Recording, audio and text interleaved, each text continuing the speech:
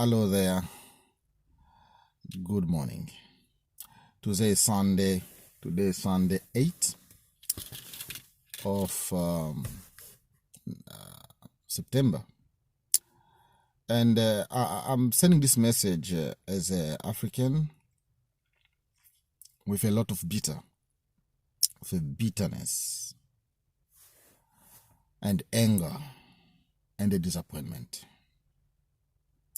Disappointment, why? Because it's very shame to see a African raised against an African in Africa. While the American system, they've been built to crush black South Africans, so they can never prosper in America and become stronger, and one day to have a political mindset to control the system of political there. That's why they do everything by doing injection, this to destroy African people in America, and then by all means it's been that jailing a lot of men so they can not be more productions. It means when you lock a man in a prison, you are sending him to jail, so he can never look after his own family. So his only woman can look after a child. To become like a single mother, his only mother can look after a child. So it means that there will be a lot of social problem, family breakdown. So they can never be children. They can never be the same. That's what I can see. There's a lack of education in our Black American system. Because their father, they're in prison. So kids always imitate their parent, especially the father is the leader of the house. Once he's the only mother, she's the only person going to go to work, doing 1, 2, 3 job to make a family survive. So it's going to be very hard for a lady to work and at the same time to educate the children. So it's very hard. So that's why, and the Americans, they've designed to see how can we do so we make sure that black people, they don't become a danger to us. They don't become a danger to our interests, is by making them, putting them in jail in number, and but the same crime which a European can commit. By the way, you can see that I avoid to call them white, because they never be white. They are not white. They never be. They name themselves white, but there's no white man. They never be. Unless if you are blind, your eye can never see color. But me, I'm not colorblind. I can distinguish colors, and I never see any white. Europe, anywhere I go, I never met one white man. I've met people with pink faces. Some of them, they look of sand faces. Some look like a dry, dry land, or mainly sand color. It's not because I try to undermine, because it's a powerful ignorance when somebody distinguishes himself as white. Is the most ignorance thing I ever seen, because I never see one. When I see white color, and no, I cannot call a European man white. So actually, I just want to say, message to South African people: what you are doing is wrong. You call wrong and right, no matter who says it. That's what Malcolm X said. And then he said, Malcolm X said that, who taught you to hate yourself? Who has taught you to hurt yourself? Who told you you are not good? Who taught you your brother is a problem to your success? Who taught you to say other people from South Africa, Zimbabwe, Nigeria, Ghana, Congo, Malawi, Zambia, Angola, Namibia, Mozambique, they are problem to your situation? Who taught you that? What I can say is one thing. You are a victim of ignorance. These brothers South Africans, you are victims of powerful ignorance. First of all, you need to know you are killing your own people. That's first. Secondly, they are not the cause of your problem, is your government. Your government is accountable of inactions and the lack of political roadmap to change your situation and your lives in South Africa. Your economy is about 85% in the hand of European people, wherever they come from. Some of them, they're even illegal, but we never call them so. But you decided to say, okay, these other people from other places, they are illegal. And you can see what you are doing. It seems like you are doing the right thing because your president told you to do that. Mr. Cyril Ramaphosa on an election campaign, he said people must rise against foreigners, those who are having shops in the townships and everywhere. So he tried to tell you that if we don't give you a job, because these foreigners are taking your job, they are doing your business, what you're supposed to do. So you can see is a leadership collapse of South Africa. That's what make you like that. The hate you have, it's been designed by INC. And but everybody, they are not the same. I cannot say that all South Africans, they are evil. I cannot say that all South Africans, they are savage. I cannot say all South Africans, they are primitive and, killers or animals. I cannot say that. In some South Africa, we have a Julius Malema. We have, a lot of people who are thinking differently. Women, men, who see things in a different way. I remember yesterday, all Africa, they were unite to fight the fight so you can become free. You can enjoy the freedom you enjoy today. In another hand, let me tell you something. You are nothing, you South African, without other African. First of all, if today you complain, because you see, these other African people come from different countries, they have more skill than you. You know that. And you can never deny it. People from Nigeria, Congo, they struggle so much since our independence and the collapse of our leadership. Because we don't know say that where we come from is fine. That's why people are there. They are there because they want to survive. They come there, maybe there's an opportunity of making a difference or having a better life in that country. That's why they are coming there. But they don't come empty-handed. They come with skills. They come with, they have knowledge. They bring in knowledge to your countries. Instead of you try hard to copy from this foreigner how they can survive without working for a European man, you decide to go for a killing. Some of them, they came there to study. They don't come there to work for you guys.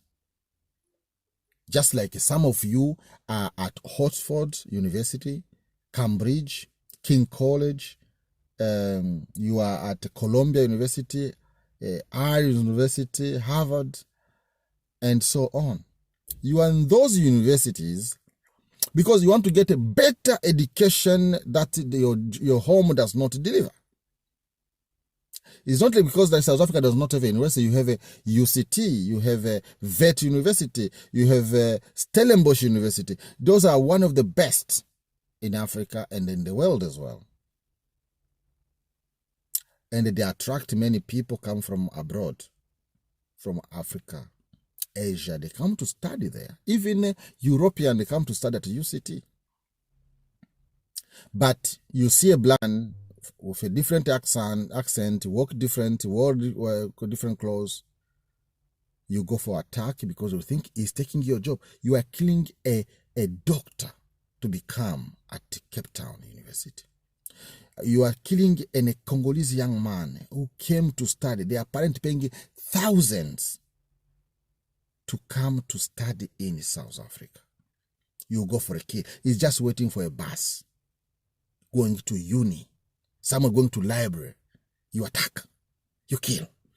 You're killing a person you accuse taking your job, but you are killing a student, an elite of African tomorrow. Shame on you. And they pay money. he pay accommodation, he pay for his food, he's taxing your country, is paying for university, and all this money from students around Africa, they come to study there. They pay a lot of money to study in your countries. But you attack them, you think they are working, they are taking your job. So that's the highest level of ignorance and the stupidity. Okay, let me say Nkululeni Hospital in Johannesburg, or Kroteskir Hospital. You can see the one who's talking here, he knows your country very well, been there. Of course, I'm not longer there. Myself, I was been shot in your country, in Cape Town. Mobile phone. Somebody want a mobile phone. You need to shoot somebody. Some of us came there to study. Some of that came there to run for a situation at home, asylum seekers and all these things. Just like you did when your people you were educated. I remember Nigeria gave 300 passports to your elite. 300 passports. One example of them, Tokyo Sequale, I think. Yes. He was in Nigeria. I don't know how many they were in Ghana. I don't know how many they were in Tanzania, in Zambia, in Zimbabwe. Himself, Thabo was in Zambia, in a refugee camp there. Yourself, Oliver Tambo, when he got sick, stroke, President Kaunda take a private jet, presidential plane, to take this man to overseas, to Europe, to get help when he was suffered of stroke. Imagine, could you see Cyril Ramaphosa do that to any African refugee, political refugee in South Africa? Some of them have been hunted to be killed in your countries without protection. Some of them have been killed. I remember a politician from Rwanda, I don't know his name, I forgot his name. He'd been killed in South Africa because he was not protected. He was the opposition leader to Paul Kagame of Rwanda. He was being shot dead there. Karegeya, his name is coming here. His name is Karegeya, being shot in Johannesburg. Political leader. But you have been protected in every country you went. I remember for Mandela to travel to Ethiopia, from Ethiopia to Algeria, they have to make him an Ethiopian. They gave him passport, Ethiopian passport. Imagine a South African with an Ethiopian passport. And then he returned back to Tanzania. He forgot his shoes in Tanzania. And then the president Kikwete brought the shoes on Mandela's funeral. We are very documented. We understand everything. Nigeria alone contributed 61 million. And he was taxed, each countryman of Nigeria, 2% to help INC to the fight against apartheid. Mobutu, I remember 1974, he stand in United Nations to defend the African black people in South Africa against the white people, and then he cut diplomatic relation with South African apartheid government that time, and they condemned the situation there, and they give money to INC, Mobutu, a lot of millions, so you can become free today. Ghana, I don't know. It's too much. Tanzania, what they did for you, even they make even a training camp for Mkondo Wesizwe, MK. The people from Tanzania, they did that. Nyerere Julius. He support you with everything he could have to become free today. Yet you forget all that. Remember Shamora Machel died, shot dead in South African airspace toward Maputo, coming from Lusaka, because he was fighting. He come from a meeting to help to push South African government to the freedom of you black people. Meeting was happening in Lusaka. Tanzania president and all many ministers, Samuel Joma was there, and he come from that meeting. It was to decide to launch an attack, land attack against South Africa. Apartheid regime.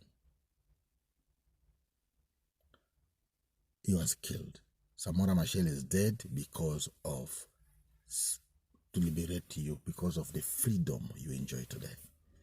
That way you can see Mandela, guilty was. He went to and took the widow of Samora Machel and they married her to become the second wife. You know, the wife on that issue, on that situation. What I like to say to you, South Africans, what you're doing is wrong. It can never be right. You can never justify it because of work or we are foreigner take our work and our women. Learn to copy from this foreigner to survive how they know how they survive. Don't forget that you are also abroad. Wherever I go, I meet South African in Canada, America, United Kingdom, Congo. I just come recently from Congo. I've seen lots of South African in Congo, in my city of Lubumbashi, Kolwezi, plenty, working there. And none of them is getting less than $2,000 a month, which they can never get in South Africa, anywhere. Those guys. Let's say if we are started retaliating and start attacking your business abroad.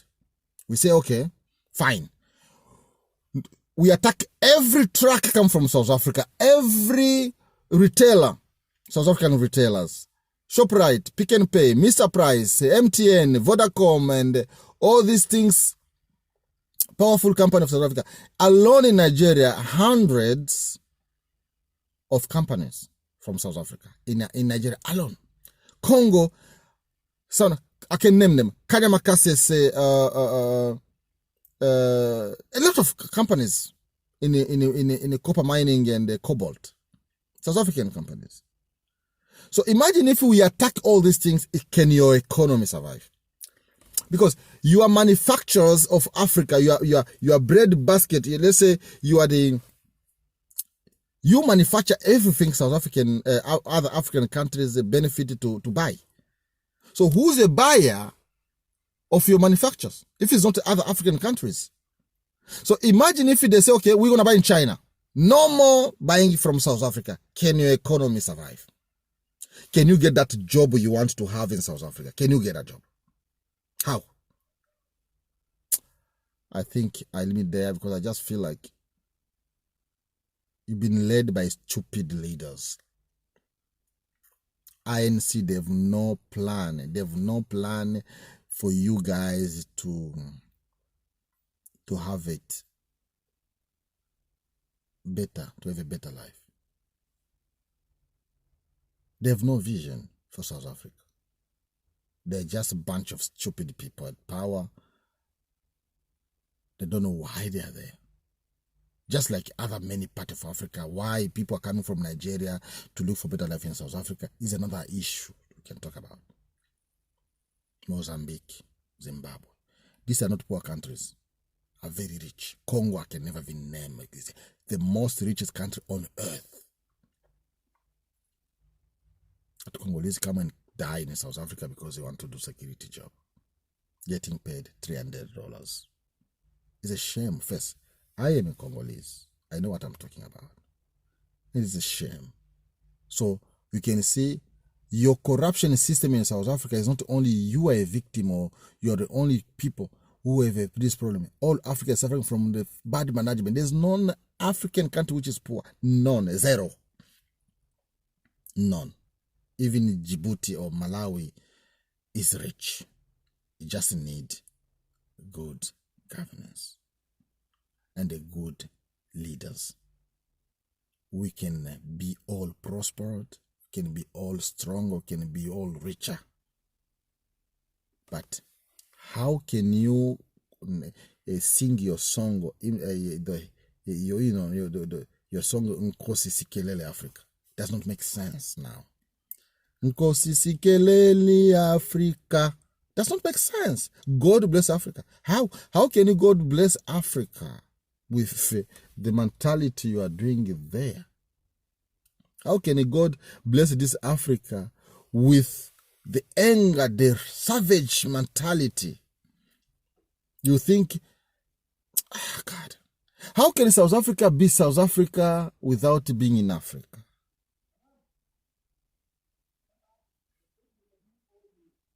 I think you just lost it all. I'm sorry to say. Some of you are killing, you are protesting, you are fighting to replace a foreigner doctor, an engineer, a teacher, a lecturer, university lecturer. You are in street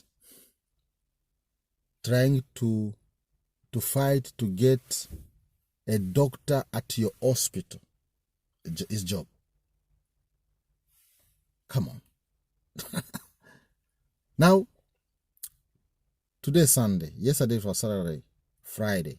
That's a day your hospital is full, compact,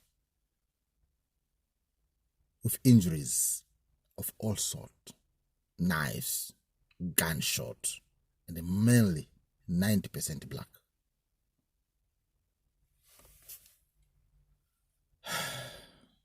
And they're all South Africans against South Africans, black people. Before you kill foreigner, you hate foreigners. Do you really love yourself? I'm sorry, I limit there. I stop there. I'll do live on Facebook. Use your mind. Don't lose your mind. Who have bewitched you, South African?